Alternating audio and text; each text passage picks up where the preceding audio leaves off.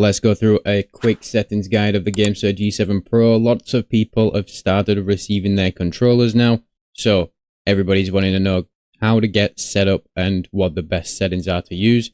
We're using this on PC at the moment, but if anything's slightly different to console, I will let you know. Starting off with the report rate. So this is the polling rate of the controller, and this option's not available on Xbox. So you won't see this option. If you are on PC, you want to be making use of that 1000 Hz. The controller is going to be super responsive, and playing anything competitive is definitely going to be giving you a little bit of an advantage there.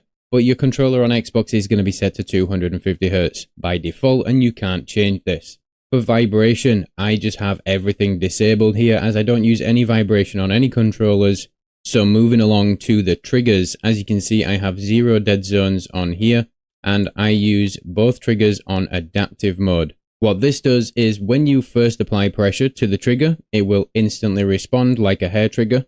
And this is even if you're using the analog mode of the trigger instead of the clicky instant triggers. So it will respond pretty quick, but then when you actually release the pressure of the trigger, it will then disengage. So for example, aiming down sights in an FPS game like COD, it will start to ADS as soon as you apply some pressure to the trigger.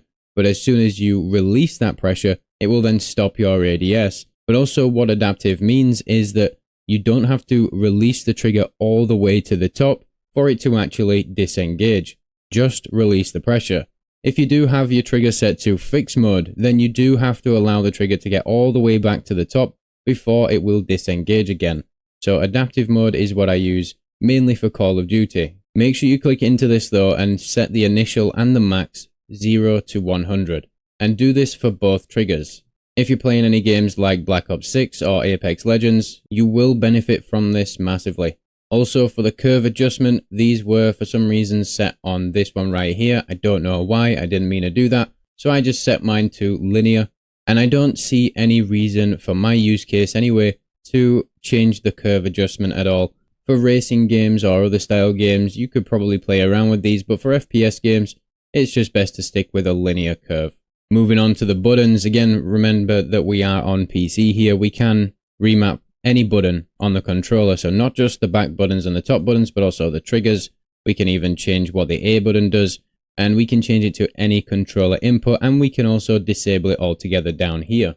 But if we go into advanced settings, we can remap it to a mouse button and the scroll wheel, a keyboard input, the number pad, or again, a controller input. We've got this option down here called continuous trigger.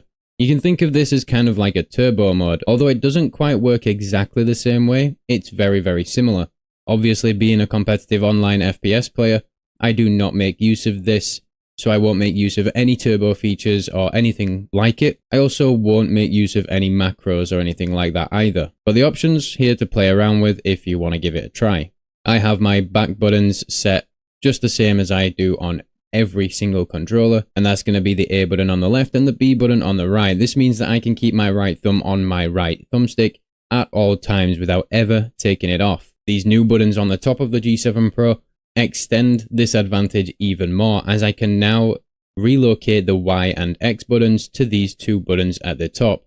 So that means I have access to all 4 face buttons without ever taking my thumbs off the thumbsticks. The fingers that are hanging over the triggers already can just very quickly reach over and slap that Y button or that X button there. Now, although the D-pad only shows 4 input points here on the D-pad, it actually does have 8 switches under here. So it does have a switch in between each one. Now, this doesn't affect me directly, so only the X and Y axis are going to be what's inputting in game. So if I accidentally hit one of the diagonal inputs, it's not going to do anything, but in some games this might be different. So I do recommend turning on D-pad diagonal lock on.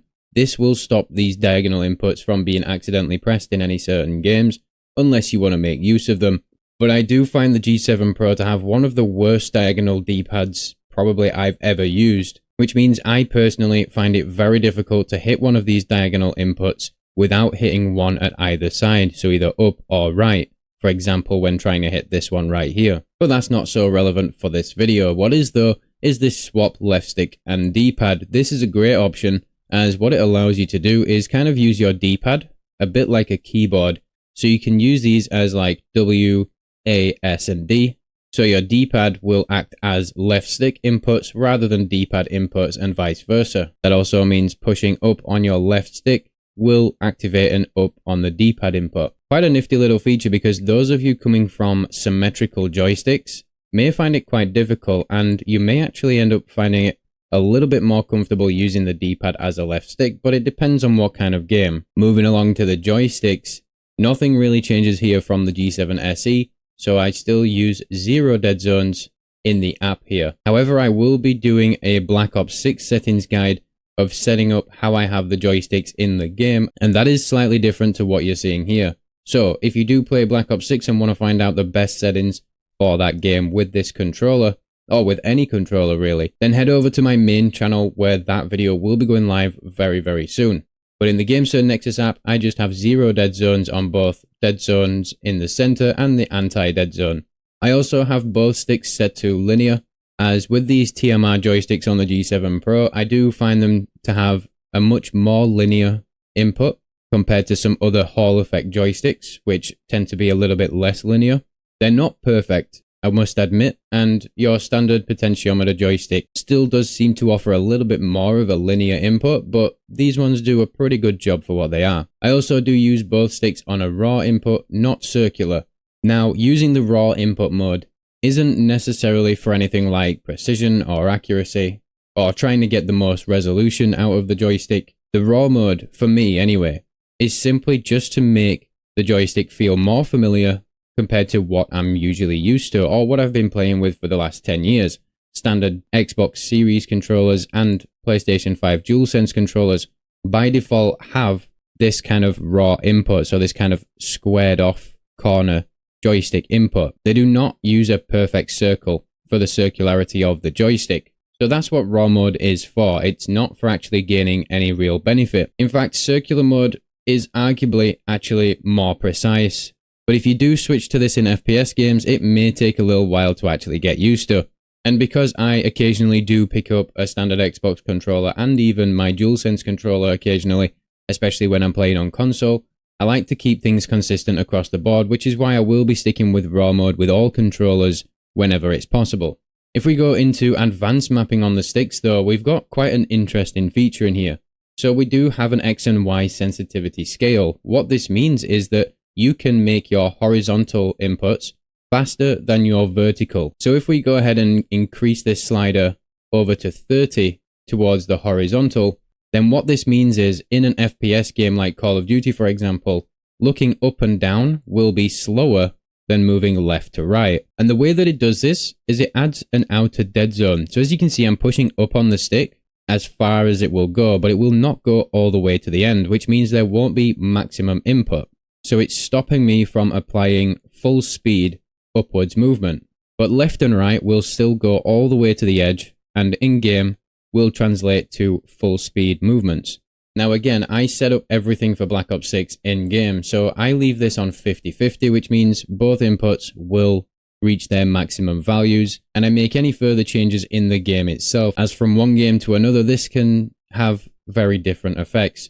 But if you primarily just play one game and don't really play any other type of game, then you can go ahead and play around with this and see if it makes any improvements to your gameplay experience. You can also apply a center dead zone here as well, so if we crank this up to the max, you'll see I'm actually moving the joystick, but it does nothing until I get all the way to 91% input. If I set this to 50, then as you can see, it won't move until I get to that 50% mark as well. Now, just moving this up slightly can make your joysticks feel a little bit more responsive, but maybe a little bit too sensitive, as these are very sensitive joysticks to begin with. So I do recommend just leaving this alone at 0 to 100. You can also invert either of the axes as well, so when I move left, it actually goes right, and vice versa. But again, I don't really mess around with anything like that. That's it for the sticks. Moving on to the gyroscope, as this is the first G7 controller with a built-in gyroscope. We've got two modes, so we've got yaw and we've got roll, and we've also got both. So you can enable the gyroscope to have full 360-degree input, which means for rolling and yawing, it will input in the game. We've got an activation method, so this is how you will actually turn on the gyro in game, as it's not ideal to be trying to scroll menus while you've got the gyro on. It can make things very frustrating. So you do want an activation method so that you can enable it when you're actually in the game and not trying to scroll up and down menus. And then you can choose which button activates the gyro and deactivates it. You can then also choose what you want the gyro to be replicating. So we do have several different modes, and the good thing about the G7 Pro, a lot of people will be happy to hear, you can map the gyro to a mouse input. So tilting the controller will be acting kind of like an air mouse in a way. You can also set this thing to be for D-pad inputs also, as well as the left and right stick, which are also most commonly found on other gyroscope controllers. Most commonly though, this is probably going to be used as the right stick. You've got dead zones, anti-dead zones, curve adjustments, and sensitivity scaling. You can invert the yaw as well, so when you yaw to the right, it will actually go to the left and vice versa. In terms of settings, the G7 Pro has the most advanced gyroscope settings in the app. So if you are a gyroscope player, this might be just what you're looking for. You've got an aim mode and a tilt mode for this as well, so you can set up two separate options so that you don't have to configure everything every time you switch from one game to another. And then just in the last tab here, you can then adjust the intensity of the vibration. So this is just intensity of those. And I'm just going to turn all those back down to all the way to the left because I want those off, as I don't make use of any rumble motors in any controllers again.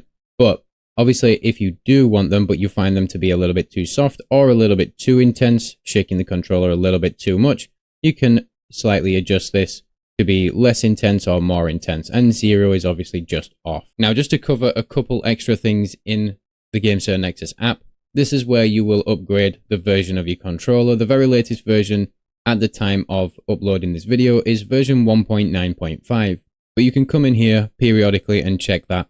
You've also got a reset to default, so if you're experiencing any issues with your controller, any bugs, glitches, or something just doesn't feel right, resetting to default can be probably one of the first best things that you actually do. So do try that first. We've also got the button test option here, and in here it doesn't actually make it obvious, but this is actually where you do the calibration for the controller. So it's always good periodically to come in here and calibrate your controller's sticks and triggers. So you'll hold M and start, and this will let you choose what kind of calibration you want to do.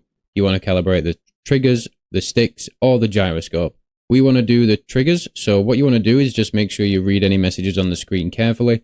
Make sure the sticks and triggers are not touched. Click next, keep the controller completely still, and then we want to just gently press the triggers 3 times each. And then you do want to come back in here and do a stick calibration as well. I would say that the stick calibration is more important than calibrating your triggers. So just turn these around the edge 3 times and do that to both, and you've successfully calibrated it. Now you can go ahead and test everything and make sure it all looks like it's working perfectly fine. As you can see, we've got those hair triggers enabled. So if I just very quickly do a very short pull on and off, you can see how fast these triggers actually react. And what I'm doing here is I'm actually just pushing the trigger down about halfway with the instant triggers disabled. And then all I'm doing is I'm just very quickly just wiggling my finger. I'm not releasing the trigger and pressing it back down. What I'm doing is I'm literally just shaking my finger. And as you can see, those respond very, very quickly. Great for FPS games. You can test the sticks as well. Make sure they are going where they should be. A, B, X, Y, start, select, all the inputs on the D-pad, bumpers, triggers, and back buttons as well. And the great thing about the button test is when you press a back button, it also activates the button that it's mapped to as well. So if we go into the button test and I hold A, as you can see, I'm holding the back button, but it's also showing me what that's inputting as well. Whereas if I just do A on the face button, it doesn't activate that. Just hold B to come out of there, and then the very last option is just a back button to go back home, and then you can have a general overview of everything. And especially if you're playing with your controller on PC, you've got the auto on off, or basically the wake feature. So when the controller is docked and you lift it off the base, then the controller will automatically wake up and connect via the dongle, and then when you place it back on the dongle, it will switch off and just go into charging mode. And this is a great feature that doesn't always work great on most other controllers, but on this one, it does work pretty damn good. Just a shame that it can't be done on Xbox. Now, one other thing, just before we wrap up the video, is shift layers. So this controller does enable shift layers, which means you can press a shift button to shift all of your inputs to different inputs if you want. This is a little bit of a complicated situation, but I'll just try and give you a bit of a rundown. So this is what we call a shift layer. This is an alternate layer of inputs compared to your default layer. Holding the shift key unlocks an entirely different layer of inputs. As you can see, this is the shift layer of my controller right now. And as you can see, all of the inputs have changed. So normally I have all of the buttons mapped up here. So I'll just go ahead and show you that. So if we go over the buttons, as you can see, I've got the top ones X and Y and the back buttons set as A and B. But if I go to the shift layer, these are not set. So these can actually all be set to completely different inputs. And when I press the shift key, all the keys in the inputs will change to those inputs. This is not something I make use of, as my gameplay is quite simplistic and 2 rear buttons is all I absolutely need. The top 2 are a great addition, but again, also not necessary. So I don't need any more than the controller offers. But if you do, then it does have a shift layer and you can go ahead and set that up. If you do have any questions, pop them in the comments for me down below. I hope this was helpful, useful, or entertaining. Drop the video a like for me, it helps out a bunch. That's all the yapping from me today. We'll catch you in the next one. Ciao.